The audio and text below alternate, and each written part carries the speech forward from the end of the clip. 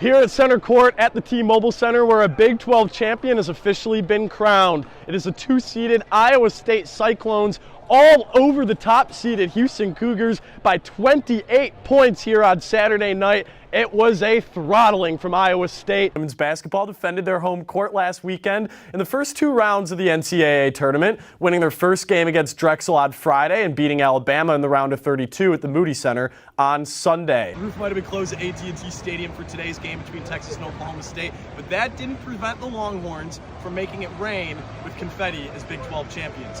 49-21, leaving little doubt in the minds of the committee as they converge tonight and make their decisions on the playoff tomorrow.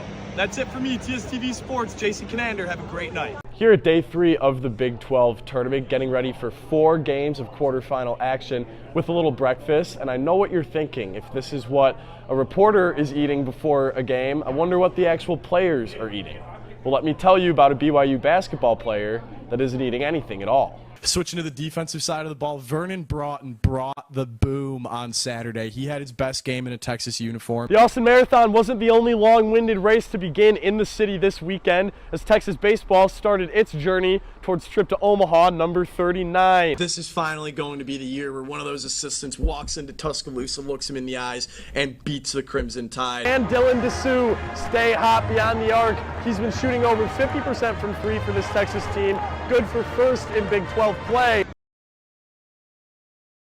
Here at day 3 of the Big 12 tournament, getting ready for 4 games of quarterfinal action with a little breakfast. And I know what you're thinking. If this is what a reporter is eating before a game, I wonder what the actual players are eating.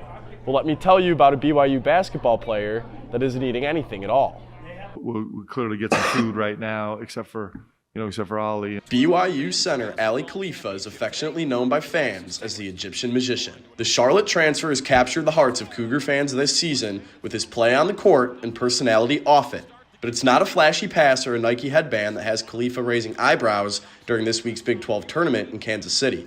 Instead, it's his decision to play during the Islamic holy month of Ramadan. I feel good. I'm a little tired, obviously because of Ramadan. Khalifa, a practicing Muslim, is playing in games during the fasting hours of Ramadan all throughout March's conference and NCAA tournaments. That's my first time playing a game in fasting hours, I'm not gonna lie to you. Khalifa didn't miss a beat in his first game without the aid of food or water. He scored 8 points and posted a game-high plus-minus of 25. It felt pretty different, obviously not drinking water in between timeouts and stuff, and not eating till I ate this morning at 5. So it's pretty hard, obviously pretty tough, but I know I got my guys here to take care of me and lift me up whenever I'm tired, and that's what we got a team for. So, although BYU is a school sponsored by the Latter-day Saints Church, Khalifa has the full support of his teammates, fans, and especially his head coach. He was great, and he's a believer. We're all believers, so let's go. Texas women's basketball defended their home court last weekend in the first 2 rounds of the NCAA tournament, winning their first game against Drexel on Friday and beating Alabama in the round of 32 at the Moody Center on Sunday.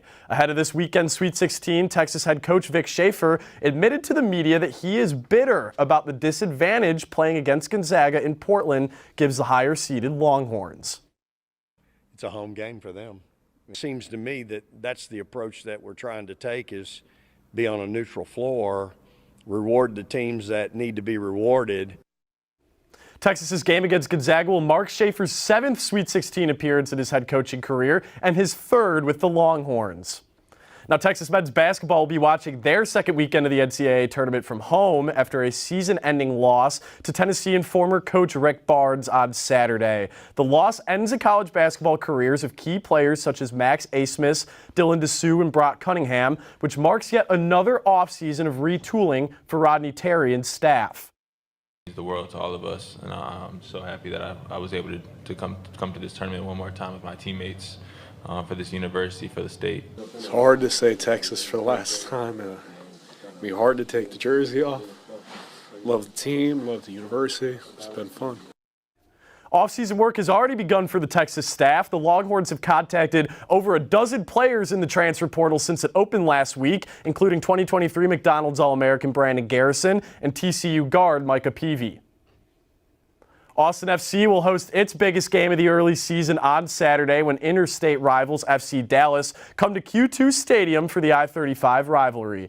The Verde and Black are still searching for their first win of the year through 5 matches, but Saturday's match should serve as a good bounce-back opportunity as FC Dallas is just 1-3 to start the season. Josh Wolf's Austin FC squad will be at full strength for the first time all year as the squad is getting players Julio Cascante and Danny Pereira back from international duty.